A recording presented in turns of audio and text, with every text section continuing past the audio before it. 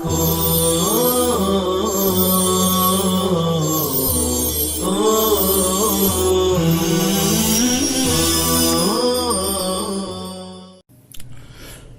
اللہ الرحمن الرحیم۔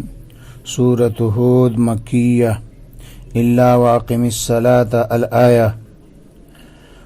او الا فلعلک تارک الآیہ واولئک یؤمنون بہ الآیہ 132 او 23 آیہ۔ اعوذ باللہ من الشیطان الرجیم، بسم اللہ الرحمن الرحیم۔ الف لام را، اللہ عالم بمرادہ بذلک، ھذا کتاب احکمت آیاتہ بعجیب النظم وبدیع المعانی ثم فصلت بینت بالاحکام والقصص والمواعظ من لدن حکیم خبیر۔ ای اللہ اے بأن لا تعبدوا الا اللہ انی لکم منہ نذیر بالعذاب ان کفرتم وبشیر بالثواب ان آمنتم وان استغفروا ربکم من الشرک ثم توبوا ارجعوا الیہ بالطاعہ یمتعکم فی الدنیا متاعا حسنا بطیب عیش وسعت رزق الی اجل مسمی هو الموت وَيُؤْتِ فِي الْآخِرَةِ كُلَّ ذِي فَضْلٍ فِي الْعَمَلِ فَضْلًا جَزَاءً وَإِن تَوَلَّوْا فِيهِ حَذْفُ إِحْدَى التَّاءَيْنِ أَيْ تُعْرِضُوا فَإِنِّي أَخَافُ عَلَيْكُمْ عَذَابَ يَوْمٍ كَبِيرٍ هو یوم القیامہ الی اللہ مرجعکم وهو على كل شیء قدیر ومنہ الثواب والعذاب۔ احکمت صیغہ واحد مؤنث غائب ہے، احکم یحکم احکام باب افعال سے، اس کے معنی مضبوط اور پختہ بنانا، پختہ اور وزندار بنانا۔ فصلت کہ باب تفیل سے ہے، فصل یفصل تفصیل، الگ الگ ٹکڑے کرنا، تفصیل کرنا، الگ الگ حصوں میں بانٹنا۔ آگے ہے لدن، پاس، نزدیک، یہ اندہ کے معنی میں آتا ہے، لیکن یہ اندہ کے مقابلے میں زیادہ قرب مکانی پر دلالت کرتا ہے، اور اس میں اور اندہ میں فرق یہ ہے کہ اندہ کا استعمال اس وقت ہوتا ہے جب کہ شے ملک اور قبضہ میں ہو، چاہے فی الوقت پاس میں موجود ہو یا نہ ہو، برخلاف لدن کے کہ اس کا استعمال اس وقت ہوتا ہے جب شے پاس میں موجود ہو، جیسے المال عند زید، اس وقت کہیں گے جب مال کا زید مالک ہو، چاہے پاس میں حاضر ہو، موجود ہو یا نہ ہو، برخلاف المال لدن زیدن کے کہ یہ اس وقت بولا جائے گا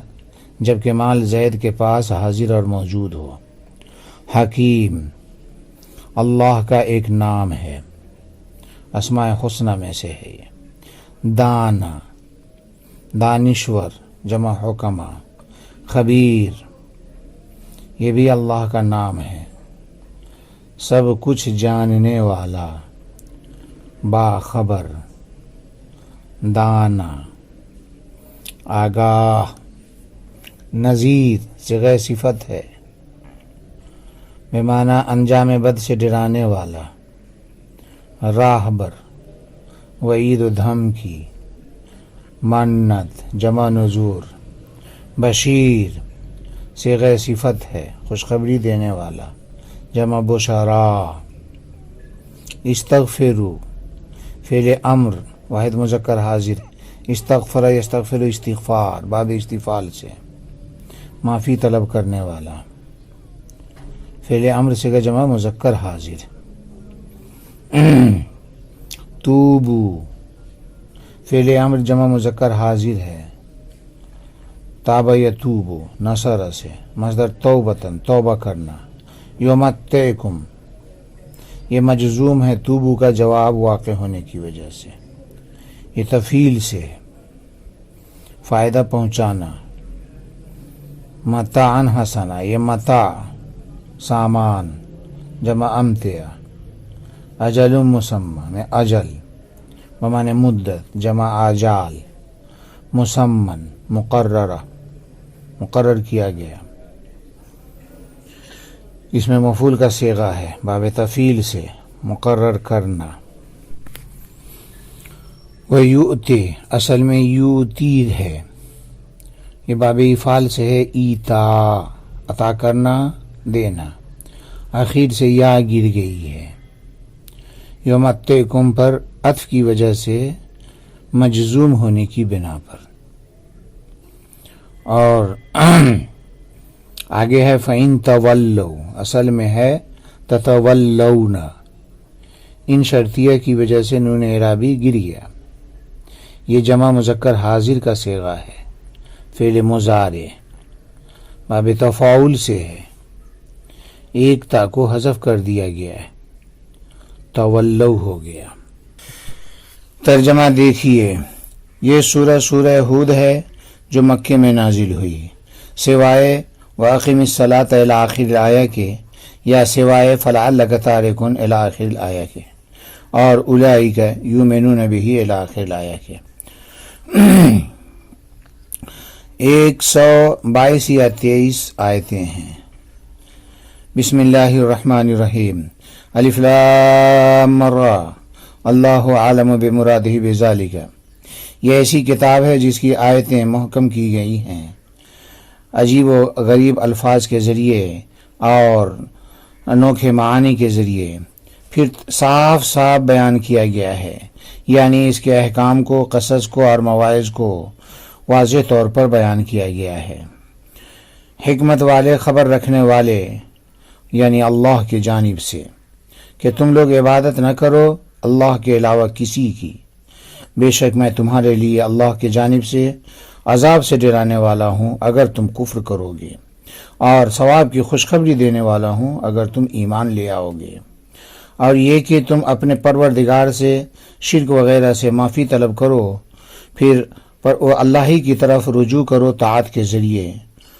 تو اللہ تبارک تعالیٰ تم کو خوش عیشی عطا فرمائے گا،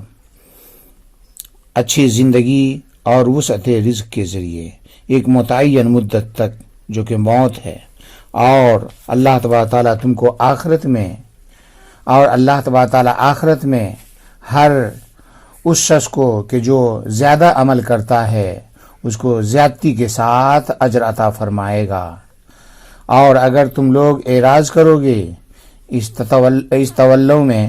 2 تا ہے، اس میں سے ایک کو حذف کر دیا گیا ہے، یعنی اعراض کرو گے تو بے شک میں تم پر بڑے دن یعنی قیامت کے دن کے عذاب کا اندیشہ کرتا ہوں۔ اللہ تبارک تعالیٰ ہی کی طرف تم سب کو لوٹ کر جانا ہے، اور وہ ہر چیز پر قادر ہے، اور اسی میں سے ثواب بھی ہے اور عذاب بھی ہے کہ اس پر بھی قادر ہے۔ یہاں سے سورہ ہود کا آغاز ہے، فرمایا جا رہا ہے سورۃ ہود مکیہ، الا اقم الصلاۃ الی آخر الآیہ، او فلعلک تارک الی آخر الآیہ، اور اولئک یؤمنون بہ الی آخر الآیہ کے، اور اس سورہ میں کل 122 یا 123 آیتیں ہیں۔ یہاں پر سورۃ مبتدا ہے اور مکیۃ خبر اول،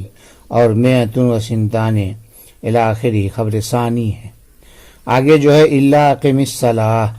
یہاں پر الا کے بعد واو لکھنے سے رہ گیا ہے، تلاوت تو واو کے ساتھ ہے، وَأَقِمِ الصَّلَاةَ، مطلب یہ ہے کہ وَأَقِمِ الصَّلَاةَ الی آخر الآیہ یہ مدنی ہے حضرت ابن عباس رضی اللہ تعالیٰ عنہ کے نزدیک،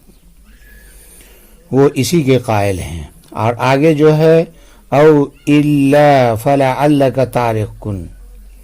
یہاں سے یہ بیان کرنا مقصود ہے کہ فلعلک تارک اور اولئک یؤمنون بہ یہ دونوں مدنی ہیں، حضرت مقاتل کا یہی قول ہے۔ خلاصہ یہ ہے کہ حضرت مقاتل دونوں کے مدنی ہونے کے قائل ہیں، اور حضرت ابن عباس رضی اللہ تعالیٰ عنہ صرف ایک آیت یعنی واقم الصلاۃ کے مدنی ہونے کے قائل ہیں۔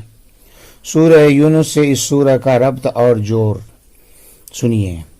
ماں قبل والی سورہ یونس تھی، جس میں الوہیت اور اللہ کے وحدانیت کا بیان تھا، ساتھ ساتھ قرآن کریم کی حقانیت اور اس کے لانے والے جناب محمد رسول اللہ صلی اللہ علیہ وسلم کے رسول برحق ہونے کا ذکر آیا تھا، اور کفر کا بطلان اور اس کے اختیار پر وعید شدید کا ذکر تھا۔ اگلی سورہ یعنی سورہ ہود میں بھی لگ بھگ اسی مضمون کو بیان کیا گیا ہے، چنانچہ یہاں بھی کفار کی ہلاکت اور مومنین کی نجات کا بیان ہے، نیز مومنوں کے لیے وعدے اور کفار کے لیے وعیدیں بھی مذکور ہیں۔ سورہ ہود کا آغاز کرتے ہوئے فرمایا گیا، بسم اللہ الرحمن الرحیم، الف لام را۔ یہ حروف مقطعات میں سے ہے، جس کی مراد اللہ کو معلوم ہے۔ یہ متشابہات میں سے ہے، جس کے بارے میں فرمایا گیا، لا یعلم تأویلہ الا اللہ۔ یہ اللہ تعالیٰ اور اس کے رسول کے درمیان راز ہے، دوسروں کو اس پر مطلع نہیں کیا گیا۔ اسی کو مفسر علام یوں فرما رہے ہیں کہ اللہ عالم بمرادہ بذالک، کہ اس کی مراد اللہ ہی کو معلوم، جس پر کسی کو مطلع نہیں کیا گیا ہے، لہٰذا اس کی مراد کی تلاشی میں کسی کو سر کھپانا ممنوع ہے۔ الف لام را،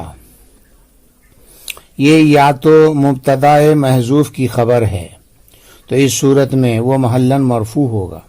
اصل عبارت یوں ہوگی، ہذہ السورۃ الف لام را، یا یہ بھی احتمال ہے کہ اس کا کوئی محل اعراب نہ ہو، بلکہ اس کا ذکر حروف کی گنتی کے طور پر ہو، جیسے کہتے ہیں الف با تا ثا، اسی طریقے سے۔ تو اس صورت میں اس کا ذکر یہاں پر تحدی اور اعجاز کے لیے ہوگا، اور یہی احتمال یہاں پر اظہر ہے۔ آگے فرمایا گیا، ھذا کتاب احکمت آیاتہ بعجیب النظم و بدیع المعانی، کہ یہ ایسی کتاب ہے جس کی آیتیں دلائل کے ذریعے اور عجیب عجیب الفاظ اور انوکھے معانی کے ذریعے محکم کی گئی ہیں۔ یہاں پر کتاب سے پہلے ھذا کا ذکر کر کے اشارہ کیا گیا کہ کتابن یہ خبر ہے جس کا مبتدا یعنی ھذا محذوف ہے۔ فرمایا گیا احکمت،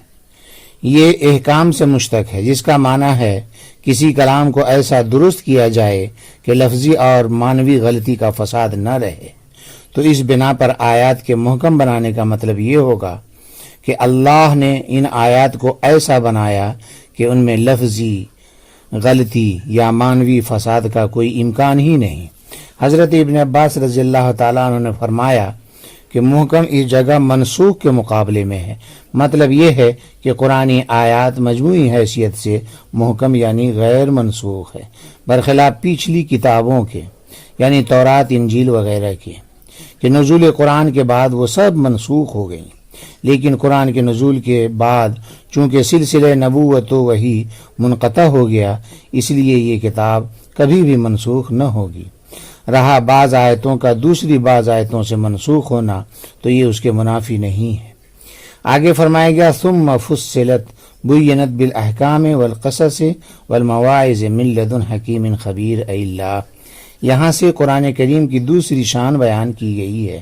کہ اس کی آیات کو تفصیل سے بیان کیا گیا ہے، یعنی احکام، قصص، مواعظ صاف صاف بیان کیے گئے ہیں، حکیم و خبیر یعنی اللہ کی طرف سے۔ مطلب یہ ہے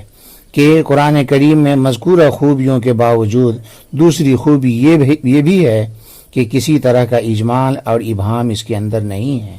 بلکہ سارے مضامین خواہ توحید سے متعلق ہوں یا احکام و مواعظ و قصص سے متعلق ہوں، سب کو کھول کر سمجھایا گیا ہے، اور بڑی خوبصورتی اور قرینے سے جدا جدا کر کے سارے مضامین کو بیان کیا گیا ہے۔ یہاں پر من لدن حکیم، یہ کتاب ان کی صفت ثانیہ ہے، اور یہاں پر بڑی اچھی تطبیق یہ ہے کہ ماں قبل میں فرمایا گیا احکمت، اس کے مناسب ہے حکیم، اور اسی طرح ما قبل میں فرمایا گیا فصلت، اس کے مناسب ہے خبیر، اس لیے فرمایا گیا حکیم خبیر، اور حکیم خبیر سے مراد اللہ ہے، چنانچہ مفسر علام نے فرمایا اے اللہ، اور ثم فقط اخبار کے لیے ہے، تو اس صورت میں یہاں احکام اور تفصیل کی خبر دینا مقصود ہے، اور ثم ترتیب کے لیے بھی ہو سکتا ہے، تو یہ ترتیب نزول کے اعتبار سے ہوگی کہ نزول کے اعتبار سے احکمت ہے، اور یعنی عرش لوح محفوظ سے سمائے دنیا تک نزول کے اعتبار سے احکمت ہے، اور سمائے دنیا سے حضور پاک صلی اللہ علیہ وسلم کی پر جو 23 سال کی مدت میں نازل ہوا، اس اعتبار سے فصلت ہے۔ آگے فرمایا گیا کہ بِأَن لَا تَعْبُدُوا إِلَّا اللَّهَ، کہ اللہ کے علاوہ کسی کی عبادت نہ کرو، یعنی اس کتاب و آیات کے نزول کا سب سے بڑا مقصد جو دعوت توحید ہے، اسی لیے اس کو سب سے پہلے بیان فرمایا گیا۔ اس کے بعد فرمایا گیا کہ انی لکم منہ نذیر بالعذاب ان کفرتم وبشیر بالثواب ان آمنتم، کہ میں نافرمانی کی صورت میں عذاب سے ڈرانے والا ہوں، اور اطاعت گزاری کی صورت میں تم کو آخرت کی نعمتوں کی خوشخبری سنانے والا ہوں۔ نذیر کا معنی اصل میں ہے ڈرانے والا، لیکن یہ لفظ دشمن یا درندے یا دیگر موذی چیز کے لیے مستعمل نہیں ہے، بلکہ اس کا استعمال اس ڈرانے کے لیے ہوتا ہے جو محبت اور شفقت کی بنا پر ہو، یعنی دنیا یا آخرت کی نقصان دہ چیزوں سے بنا بر محبت و شفقت ڈرایا جائے، اس کے لیے نذیر کا لفظ مستعمل ہوتا ہے۔ مطلب یہ ہے کہ جو کفر و شرک اختیار کرے اس کو عذاب الہی سے ڈرانے والا ہوں، اور جو کفر و شرک کو چھوڑ کر ایک خدا کی عبادت کرے اسے فلاح دارین کی بشارت سنانے والا ہوں۔ آگے فرمایا گیا ان استغفروا من الشرک ثم توبوا ارجعوا الیہ بالطاعہ،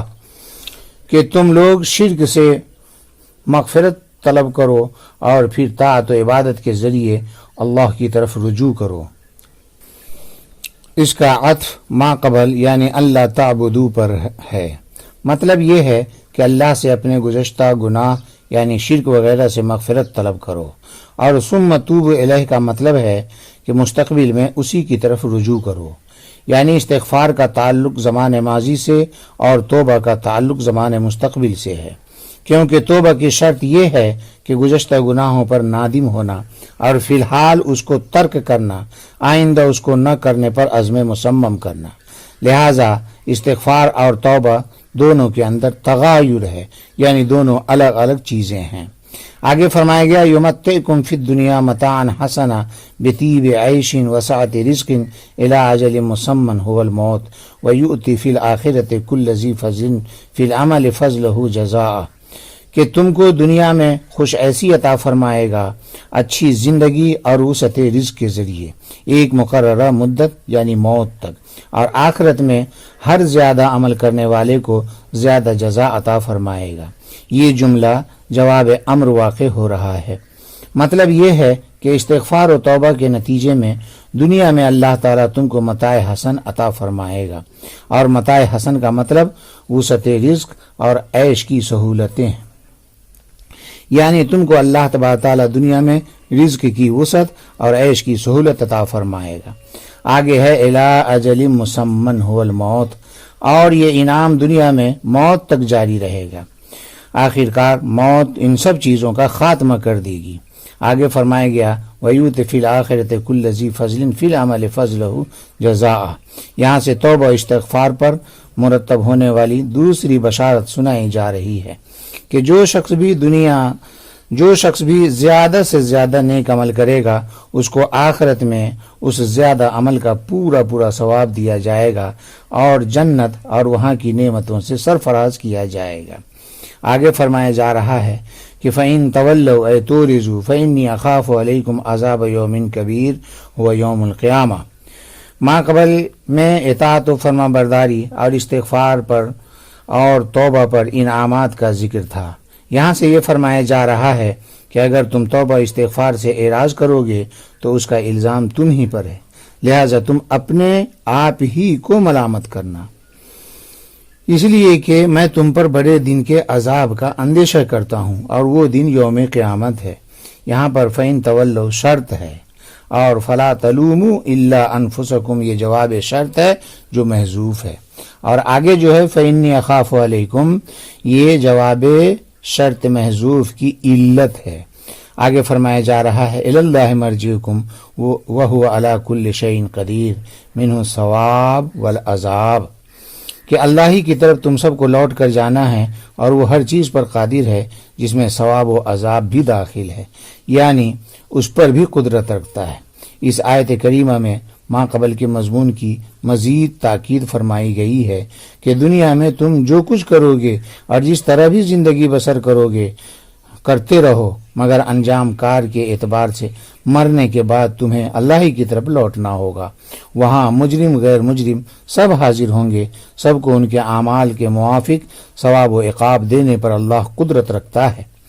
اللہ نے وَهُوَ عَلَى كُلِّ شَيْءٍ قَدِيرٌ میں اپنی قدرت اور اختیار کا عموم بیان فرمایا ہے، ثواب و عذاب بھی اسی عموم میں داخل ہے۔ وآخر دعوانا ان الحمد للہ رب العالمین۔